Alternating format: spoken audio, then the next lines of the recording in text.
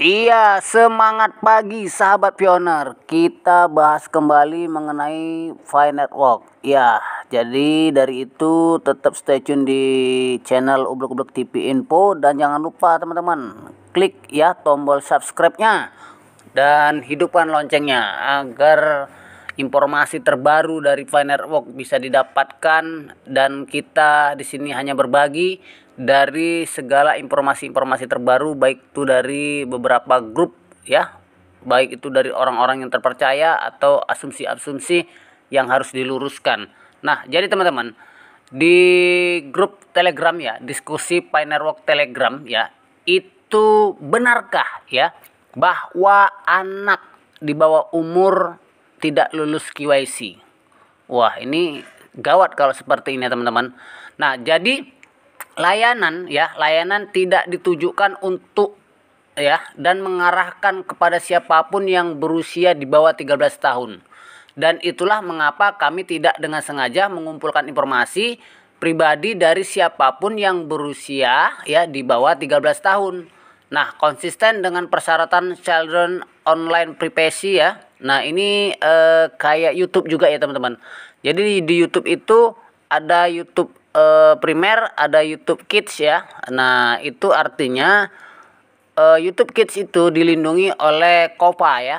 KOPA dan komentar, kemudian iklan dan lain semuanya itu dibatasi. Nah, kalau membuat akun YouTube anak-anak itu harus dapat bimbingan dari orang tua, minimal orang tuanya harus selfie ya teman-teman, harus selfie sebagai penanggung jawab dari anak-anak YouTuber yang membuat akun YouTube. Nah, sama dengan ini teman-teman.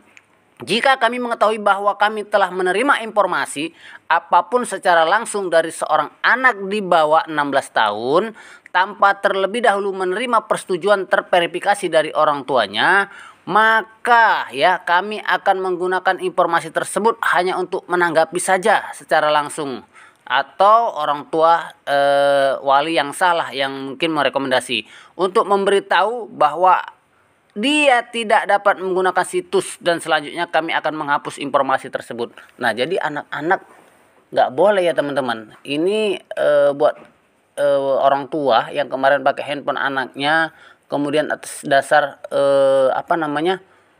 membuat nama anaknya. Nah, lihat kembali bahwa perubahan nama, kalau masih buat perubahan nama bisa, maka lakukanlah perubahan nama tersebut dengan nama orang lain yang mempunyai kartu identitas teman-teman ya.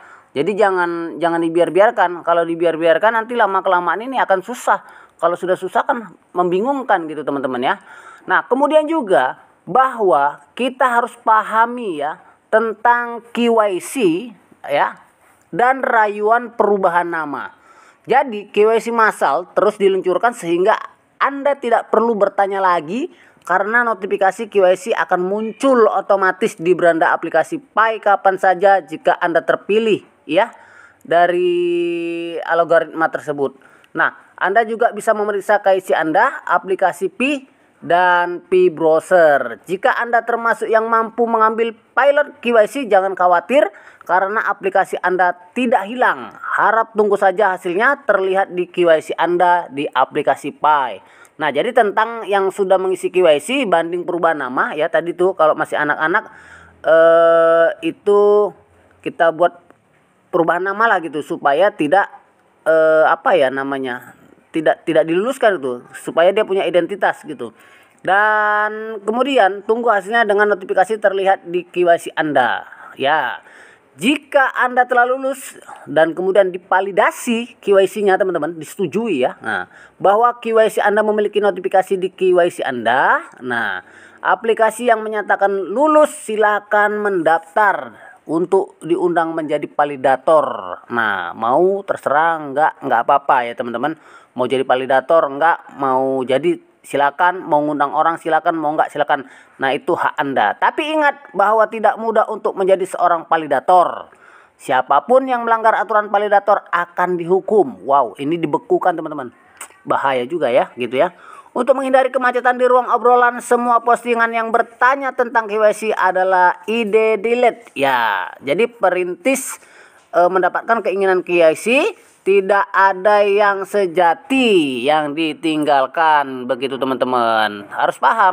Pi Network Team juga membangun yaitu teknik dan solusi baru dalam QAC yang tidak akan lulus DOT lagi. Tentang mereka yang mengenakan QAC DOT, proses aplikasi QAC versi singkat atau cepat track perlu diluluskan untuk memastikan tidak ada ketidaksesuaian dalam aplikasi terdaftar Pi. Nah, jadi harap tunggu ya teman-teman. Tidak ada cara untuk memproses cepat gitu metodenya, soalnya mencegah para pionir membuat beberapa akun. Jadi kalau akunnya salah silakan bisa diperbaiki ya, untung-untungan. Kalau misalnya tadi nama anak-anak ya untung-untungan teman-teman. Jika kamu melewatkan keinginan di pertama kali, kamu akan diberi kesempatan kedua, tetapi tergantung alasan kekecewaan. Nah, teman saya sudah dibukasi 4 kali tetap salah. Nah ya, mungkin Androidnya nggak sinkron, atau Androidnya nggak nerima, atau Androidnya Android jadul seperti itu teman-teman. Jadi begitu selfie dia sudah kedip, sudah mangap, sudah apa ya. Nah, respon kameranya itu tidak mampu untuk menangkap sinyal KYC ataupun selfie-nya teman-teman. Nah, itu sudah terjadi di beberapa teman-teman ya. Dan kemudian jika kegagalan adalah tentang masalah aplikasi teknis, Anda akan diberi kesempatan lain. Jika gagal tidak lulus KYC sendiri, pada umumnya akan terulang kembali. Nah, lebih banyak jenis dokumen seperti KTP, SIM, paspor akan diterima dengan metode KYC baru. Mengenai dokumen pemerintah yang direkomendasikan untuk KYC, kami masih belum memiliki informasi akhir tentang hal ini. Ya, artinya tidak ada lagi akte kelahiran seperti itu teman-teman. Nah, itu mungkin di bawah umur ya. Tapi bagi yang sudah dapat KYC, ini dokumen yang tertulis itu seperti paspor, SIM pengemudi, ID nasional ya, SSID ya, penghabisan NBI, ID failed ya. Jadi ID kesehatan boleh juga masuk ya. Jadi misalnya kartu jam sostek seperti itulah kayaknya ya. Dan kemudian jangan gunakan tanpa informasi yang dikatakan ID POS atau ID VRC. Nah, harap dicatat bahwa ID yang Anda pilih harus adalah yang mengirimkan gambar. Jadi jangan salah memilih. Nah, gambar Anda cocok kalau misalnya dulu di KTP Anda kumisan, nah kemudian jenggotan. Nah, kalau mungkin nanti kumisnya dicukur, jenggotnya dicukur, bisa bermasalah juga gitu teman-teman. Atau dulu belum kumisan atau sekarang sudah jenggotan kemudian sudah dicukur, ini juga sekarang jenggotan dan kumisan, nah juga itu nggak bisa teman-teman. Apalagi pakai kacamata atau ya berubahlah seperti itu wajahnya. Jadi mudah-mudahan KYC nanti wajah kita ya tetap awet seperti ada yang di KTP atau di SIM gitu teman-teman, sehingga mesin KYC dapat menerima wajah kita sebagai identitas yang akan dipublishkan pada KYC dan diterima untuk divalidasi teman-teman. Nah, mungkin itu saja pemberitahuan ya, ataupun informasi tentang KYC tentang anak-anak boleh atau tidak.